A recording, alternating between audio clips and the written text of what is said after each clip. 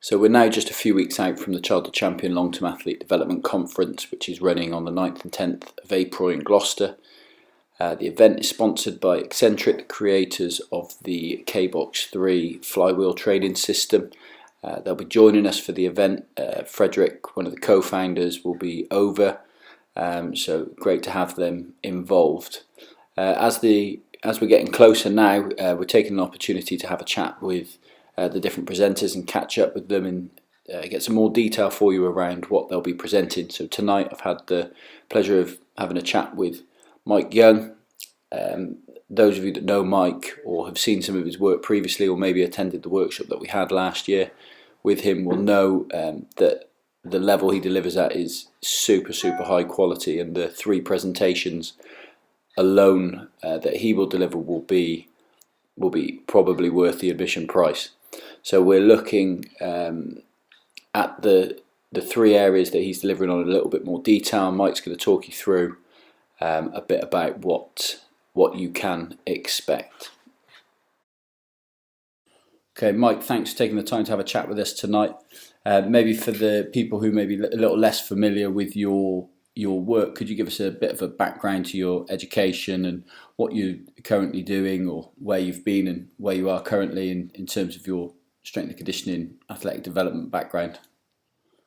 Sure, James. I come from a background in sports science, and I'm super passionate about sports science. It lends itself to everything that I do. I have studied as an exercise physiologist, coaching administrator, as well as a biomechanist. I try to bring that very holistic understanding of the sports sciences to what I do as a coach. I have primarily worked as a coach. However, I do still do some applied sports science research for organizations, wearable technologies, footwear companies, and so forth. But really, my passion is coaching and applying sports science to coaching. So I have coached mostly athletics for the earlier part of my career, working in the U.S. collegiate system and post-collegiate system with Olympians and World Championship level athletes. Coached at Louisiana State University, a school that is internationally famous in terms of the Olympians that we produced, and had the luxury of mentoring under some fantastic coaches who've gone before me at LSU, including Lauren Seagrave, Dan Paff, and Boo Schexnader, who are all very influential in my career.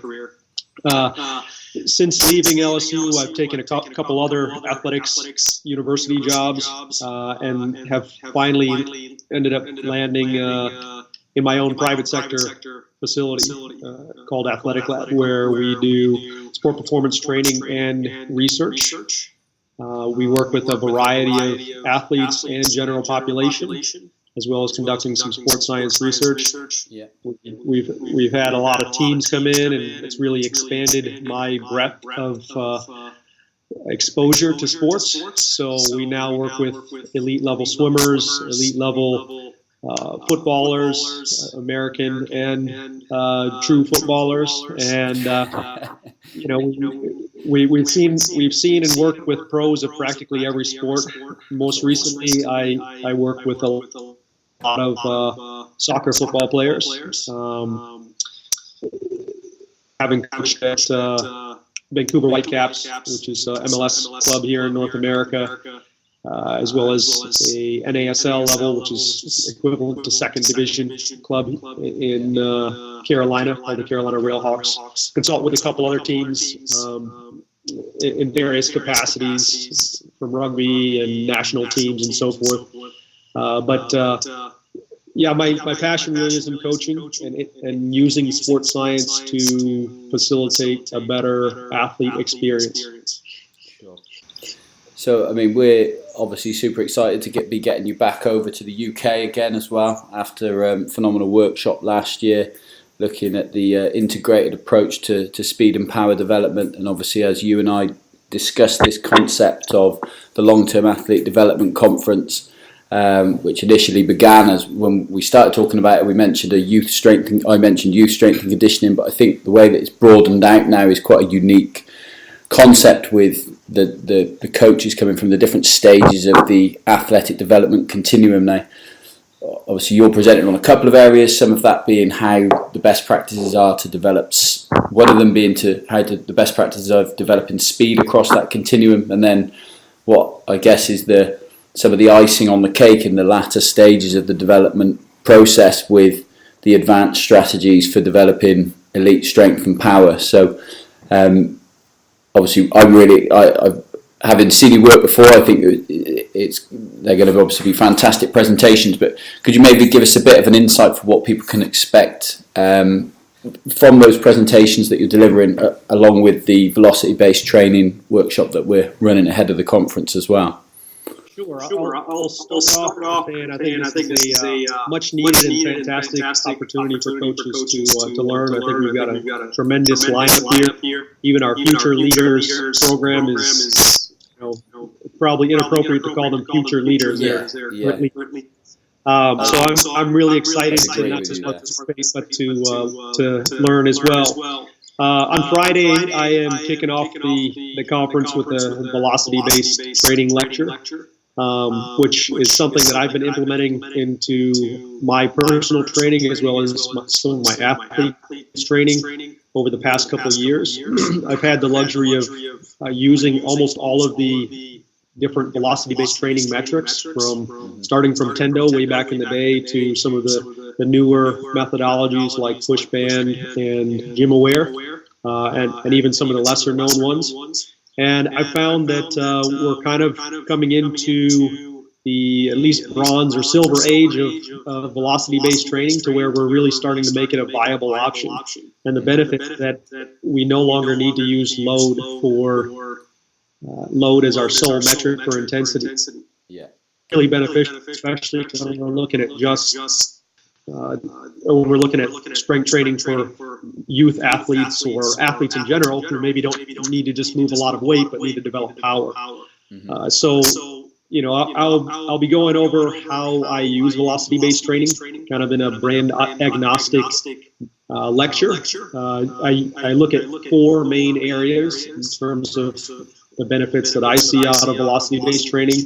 The first of which is really motivation. Some of the new applications are really easy to use and provide almost instantaneous feedback to motivate the athlete while they're in the session.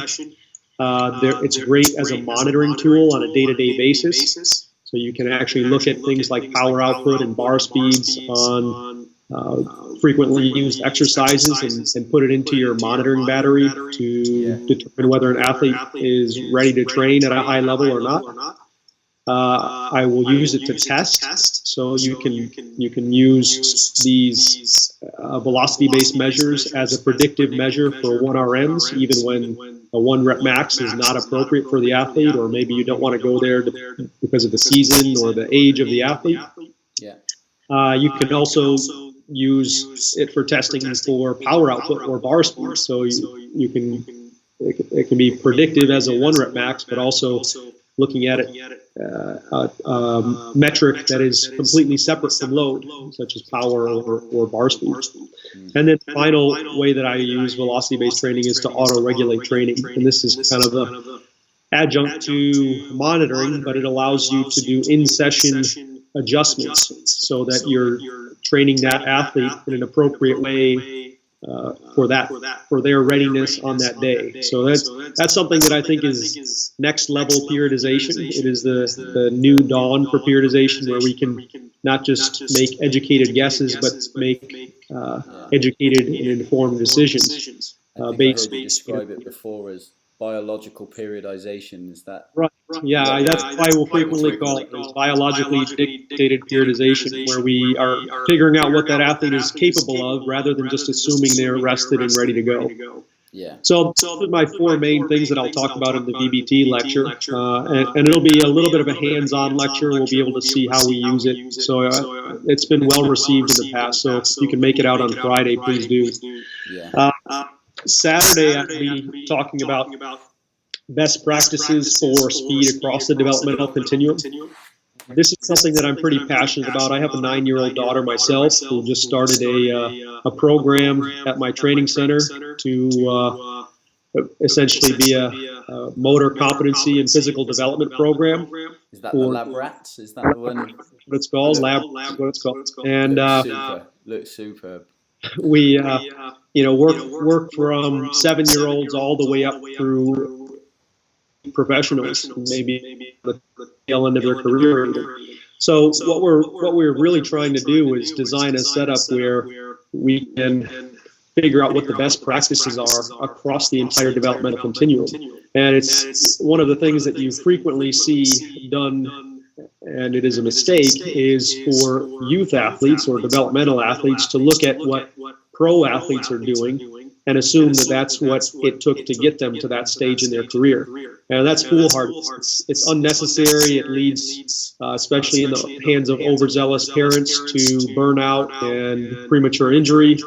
And I think one of the things that I'll frequently say with regards to long-term athlete development is that we only have so many bullets in our proverbial gun. And as soon as you shoot that bullet, that it's hard to get it back. And we want to make sure that we are firing in the appropriate order and we're not wasting any bullets, so to speak. So I'll go over how I try to lay out strength development and speed and power development for athletes over the entire continuum of their career, starting from very generalized training when they're in their youth and developmental period through adolescence, and then later on as they begin to specialize more and need more advanced training methods, how they should go about making those transitions. And it's not quite as simple as some might have you believe. I think there are some nuances there that are quite important to kind of address. It's not as simple as just always moving from general to specific or less intense to more intense. I think there's some nuances there that need to be addressed. Otherwise, you're gonna miss out and maybe shortchange on either side of the spectrum. Just as a person who's starting their career shouldn't train as someone who is more advanced in their career, someone who is in the last 2 or 3 years of their career and perhaps about to retire in their mid-30s shouldn't be training as if they're 21 or 22 anymore. So we'll be looking at all of that. I don't see development stopping, the developmental curve or continuum stopping at 21 or 22. We really need to look at what it takes to prolong an athlete's career, and see what it takes even beyond that point. So this will be a reflection from 7 through 35 or so, basically what it across that entire continuum. You see some of the professional footballers now, like Ryan Giggs played to 40, and you think of that the developmental continuum there is insanely long because of the way they've looked after their bodies, and it certainly appears that there's more guys paying more attention and doing the right stuff, so maybe a bigger consideration for us than we really previously thought. So when you're looking at speed development, say at that younger age, what is it that you kind of prioritize at in the early stages? So if we're looking at that 10, 11-year-old, what sort of things come into it? Well, I think we're always emphasizing quality of movement, quality of effort. First and foremost, recognizing that at those early ages, they probably can't dive as deep into the well, the neurological well, as a more advanced athlete can. So things like volume can actually be higher. Things like rest and recovery between reps can actually be a little bit longer. Because they don't have the motor recruitment patterns and firing rates of a more advanced athlete. The loads at ground contacts or at throwing velocities or whatever it is that we're looking at are going to be much less and much less physiologically straining on the body than a more advanced athlete.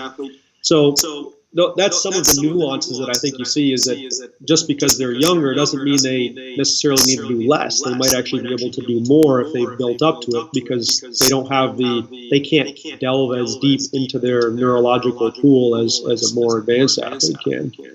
So I didn't quite catch. So did you say they would rest?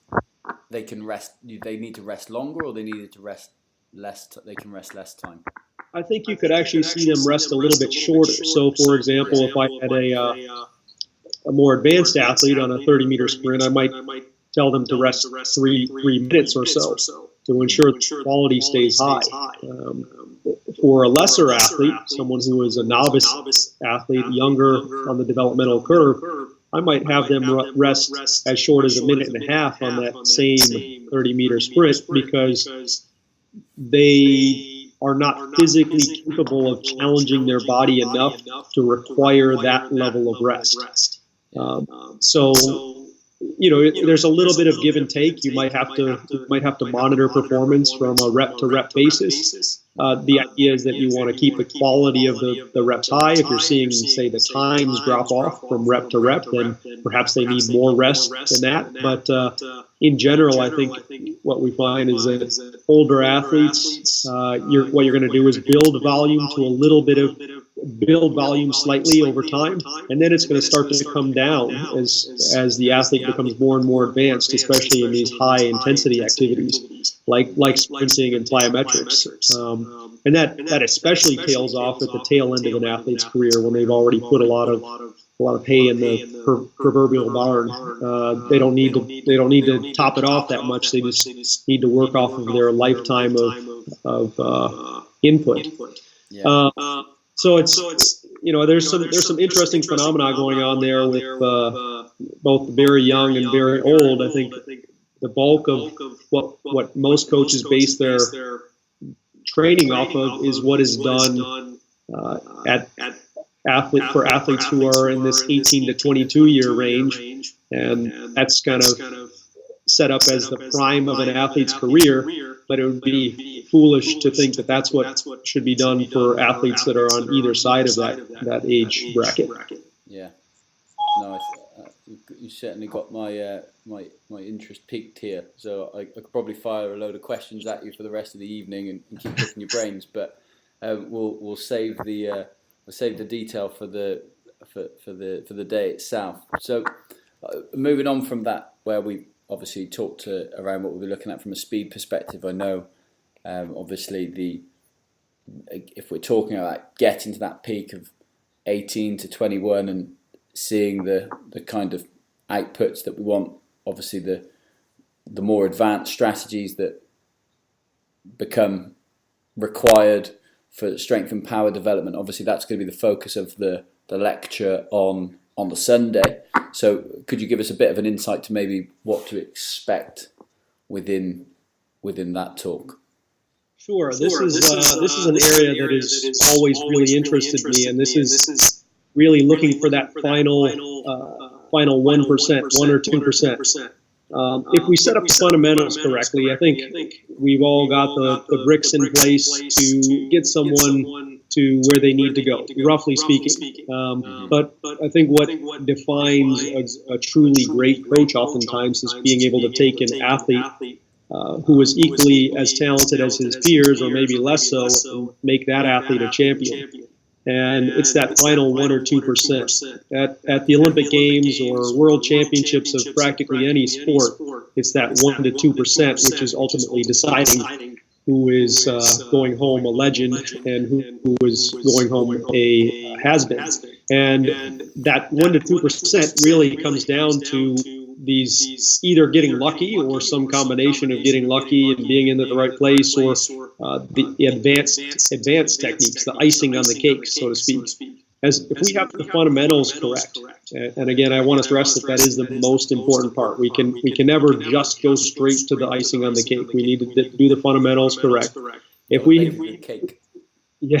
want to do the fundamentals correctly, and then we add on this little bit that can take us over the edge, I think doing these extra things can be really critical to performance. And a lot of this comes down to some things that I found with breaking down muscle actions into varying contractile types, looking at getting kind of creative in the weight room, using different methodologies, including velocity-based training, which is one of the ones that I'm increasingly using things like flywheel technology. Or if you don't have access to that type of technology, I have surrogate suggestions that I used long before those things ever came onto the market. And it's these things, I think, which can make a big difference. A lot of times they can be the great equalizer. If you have someone who is of lesser talent, perhaps, than their peers, or and you give them, you do the fundamentals correctly, and then top it off with this 1 to 2% work, these advanced techniques for elite speed and power development. This is where they can oftentimes make up for their decrement in talent compared to their very close peers. And I think a lot of times this stuff is overlooked, or sometimes it's looked at as maybe unnecessary, but some people don't even think to do it. But I think that when we reflect back on the fact that 1 to 2% really is what defines who a champion is, who's going home and getting handed the town key, or getting buildings named after them, going home a legend or with an Olympic medal.